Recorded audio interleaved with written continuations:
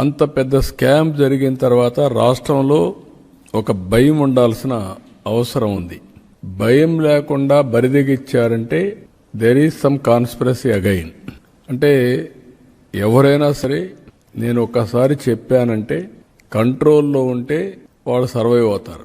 Control తప్పి ఇష్టానుసారంగా మేము చేస్తాం, మీ వల్ల ఇది మీరు చేయండి అంటే మాత్రం నేను ఆ రోజు కూడా చెప్పా, ఒకసారి కొరడా తీసుకుంటే మాత్రం విశిక్షణ ఉండదు.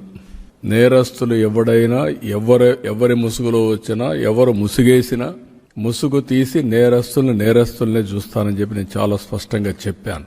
అందుకే ఒక పక్క ప్రక్షాళన, ఒక పక్క ఇలాంటి నేరాలు చేసే వాళ్ళని వన్స్ ఫర్ ఆల్ ఈ రాష్ట్రంలో ఒక ఫ్యాన్సీ తయారైంది.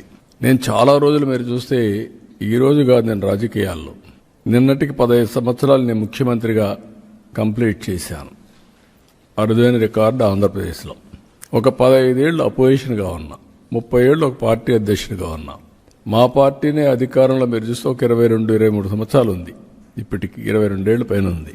ఇవన్నీ తెలిసి ఎప్పుడూ చూడనటువంటి విపరీతమైన ధోరణి, విపరీతమైనటువంటి నేర చరిత్ర కలిగిన నాయకులు నేరాలు చేసి ఘోరాలు చేసి ఎదుటి వాళ్ళపైన గుడ్డగా కాల్చి ముఖానేసినట్టు ఎదుటి వాళ్ళపైన వేసి తప్పించుకోవాలని ప్రయత్నం చేస్తున్నారు. అయితే నేను వాళ్లపైన ఏం చేయాలో చేస్తూనే వ్యవస్థను ప్రక్షాళన చేయడానికి ఎక్కడికక్కడ టోటల్గా ప్రక్షాళన చేసే బాధ్యత తీసుకొస్తాం.